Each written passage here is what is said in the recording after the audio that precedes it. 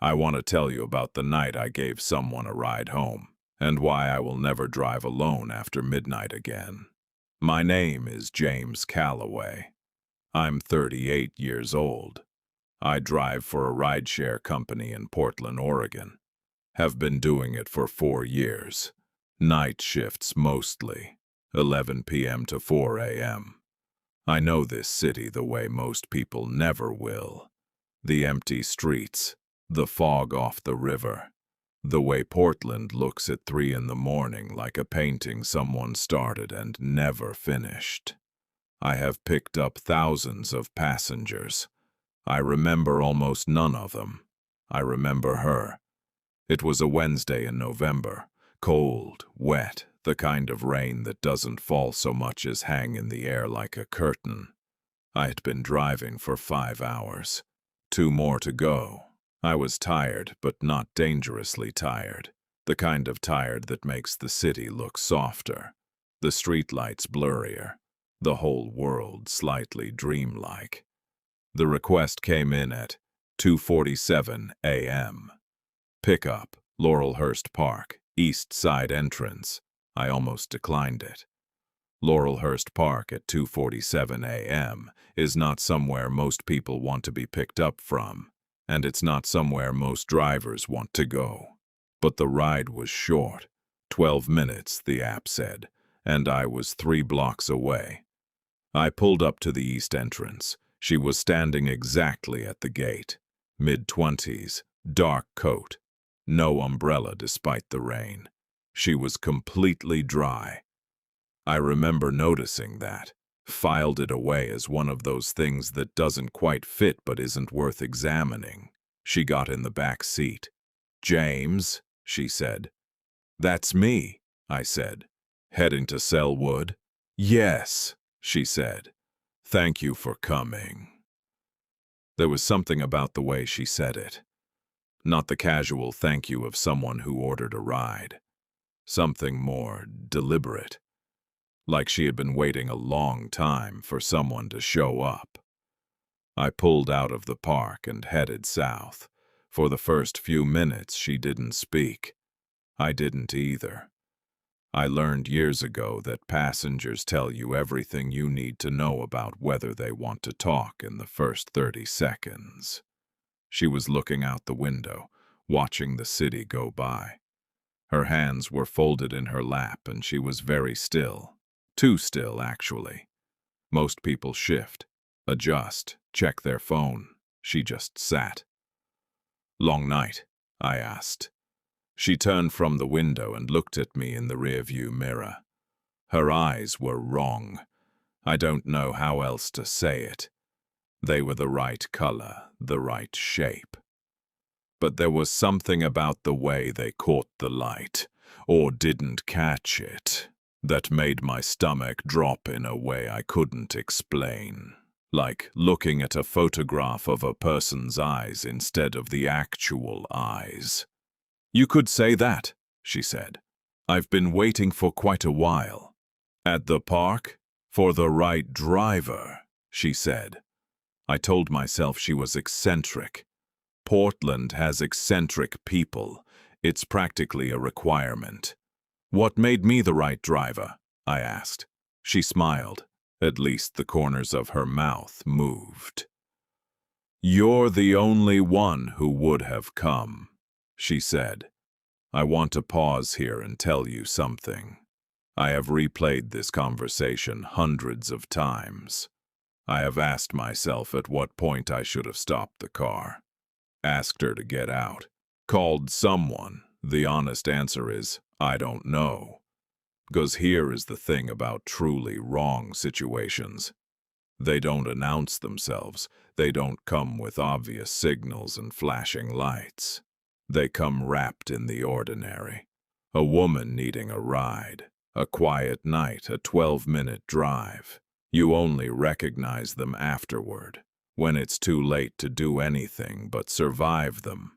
We were 4 minutes from her destination when she spoke again. "Can I ask you something?" "Sure," I said. "Do you ever feel like you're being followed?" I glanced at the mirror. She was still looking at me. That same expression. Patient, expectant, like she already knew what I was going to say. "No," I said. "You should," she said. "You have been, for a long time, since before you started driving, since the accident." My hands tightened on the wheel. "What accident?" I said. "The one you don't talk about," she said. "The one on Route 26, 3 years ago, November, a night just like this one. The rain on the windshield, the wipers going back and forth, the empty street ahead. Route 26, 3 years ago, November." I had never told anyone about that night. Not my sister, not the therapist I stopped seeing after 6 sessions. Not anyone. "Who told you about that?" I said. My voice came out flat, controlled. The voice I use when I don't want someone to know I'm afraid. "No one told me," she said. "I was there. Route 26, 3 years ago. I was driving home from a late shift. 2 a.m. The rain was bad. Worse than tonight. Visibility down to maybe 40 feet. I was being careful. I was always careful. Something stepped into the road. I don't know what it was. I told myself it was a deer. I hit the brakes, skidded. The car went sideways, and then I was in the ditch, and then there was a long period of time I cannot account for. 10 minutes, 20, I don't know. Where I was just sitting there in the dark with the engine making a sound it had never made before and the rain coming through the cracked windshield. When I finally got out and looked, there was nothing on the road. No deer, no blood, no sign that anything had been there at all. I had always told myself it was a deer, standing in the road, in the rain, at 2 in the morning, a deer. "You weren't driving carefully enough," she said from the back seat. Her voice hadn't changed, calm, almost gentle. "You would have died. The car was going to go into the ravine. You were going to die at 35 years old on Route 26 in the rain." "I didn't die," I said. "No," she said. "You didn't, because something stepped into the road." I couldn't speak. "It wasn't a deer, James." We were 1 minute from her destination. I could see the street, a quiet residential block in Selwood, old houses, big trees, dark at this hour. "What was it?" I said. My voice was barely a whisper. "Something that has been walking alongside you for a long time," she said. "Something that was not ready for you to be finished. You had things left to do, places left to go, people you hadn't met yet." "What people?" She didn't answer that. "Why are you telling me this?" I said. "Because you need to know," she said, "that you are not driving alone. You never have been. Not since that night. Not once in 3 years. I pulled up to the address. A small white house with a light on in the front window. I put the car in park. I turned around. The back seat was empty. I sat in that car for a long time. I checked the app. The ride showed as completed. 4.9 stars. No review. I drove home very slowly. Checked every mirror constantly. The streets were empty. Or they looked empty. When I got home, I sat at my kitchen table until sunrise and I thought about Route 26. About the thing in the road. About those 10 or 20 minutes I cannot remember. About what might have happened in that time. What might have been decided. What arrangement might have been made on my behalf without my knowledge. I called the rideshare company the next morning and took 2 weeks off. During those 2 weeks, I did something I had never done before. I drove to Route 26, to the exact spot where I had gone into the ditch 3 years ago. I stood on the side of the road in the rain and I looked at the place where the ravine dropped away, steep, rocky, 50 feet down at least. I stood there for a long time. Then I drove home. I still drive. Night shifts, 11 to 4. I need the money, and I am, if nothing else, a practical man. But I check my mirrors differently now. Not to see if someone is following me. To see if something is riding alongside me. Keeping pace. Making sure I get where I'm going. Most nights I see nothing. But sometimes, just sometimes, in the mirror, at the edge of what the headlights reach, I catch a shape. Moving at the same speed I'm moving. Never falling behind, never pulling ahead, just there, keeping pace. And I have learned, slowly, imperfectly, the way you learn everything that actually matters. That the right response is not fear. The right response is to nod at the mirror and keep driving. I don't know who she was. The woman in the park. The woman who was completely dry in the pouring rain. The woman who knew about Route 26. I don't know if she was a person at all. But I think about something she said in the last minute of that drive that I haven't told you yet. She said, very quietly, almost to herself, like she was finishing a thought she'd been having for a long time. Most people never know. They go their whole lives and they never know that something is walking alongside them. That they have been watched over and protected and guided in ways they will never see. And that is fine. That is probably better, actually. Then she said, but some people know. The ones who were close enough to the edge that something had to step in. The ones who have that gap in their memory, that moment they can't account for. Those people know, and knowing changes things. It changes the way the dark feels.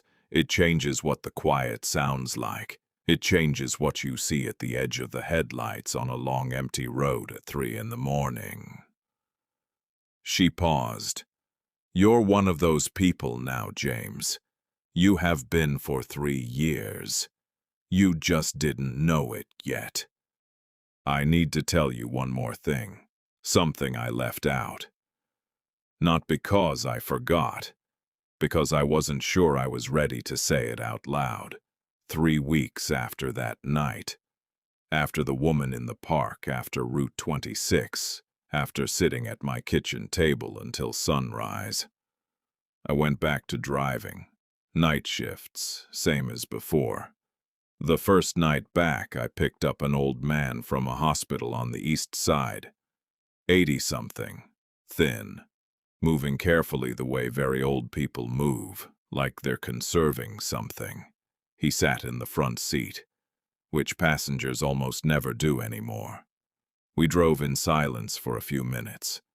Then he said, without looking at me, "You've been through something recently." I said yes. He nodded slowly, like he already knew. "The ones who come through," he said, "they always have that look, like they're seeing 2 things at once, what's in front of them and what's just beside it." I didn't say anything. "She found you," he said. Not a question. My hands went cold on the wheel. "Who?" I said. "The one who walks between," he said. "She has many names. She has been doing this for a very long time, finding the ones who almost didn't make it, telling them what they need to know." "What does she want?" I asked. He was quiet for a moment. "Nothing," he said. "That's what most people can't understand. She doesn't want anything. She just tells. She finds the ones who were kept, and she tells them they were kept, so they know, so they can live the rest of their lives, knowing that something thought they were worth keeping." I could barely breathe. "Why?" I said. "Why does it matter that we know?" He turned and looked at me then. His eyes were very clear for someone his age. very present. "Because knowing changes how you drive," he said. I pulled up to his address, a small apartment building near the river. He got out slowly, steadying himself on the doorframe. Then he leaned back in and said one last thing. "The shape in your mirror. Don't be afraid of it. It has been there since Route 26, and it will be there until you don't need it anymore. The day it's gone, that's a good day. That means you found your way." He closed the door. I watched him walk to the building entrance. He didn't look back. I sat there for a long time after he went inside. Long enough that another ride request came in and I ignored it. Long enough that the street emptied completely, and the only sound was the rain on the roof of the car. Then I looked in the rearview mirror. The back seat was empty, but at the very edge of the headlights where the darkness began, something was there, still, patient, keeping pace. Tonight, wherever you are. Think about the moments in your life that didn't make sense, the near misses, the times you should have been somewhere and weren't, the times something felt wrong and then nothing happened. Think about the gaps, the moments you can't quite account for, and ask yourself, what was in those gaps? What stepped in? What has been keeping pace with you all this time, just at the edge of what you can see? You might not be as alone in the dark as you think. I took a breath. I nodded at the mirror, and I drove. Good night. Drive safe.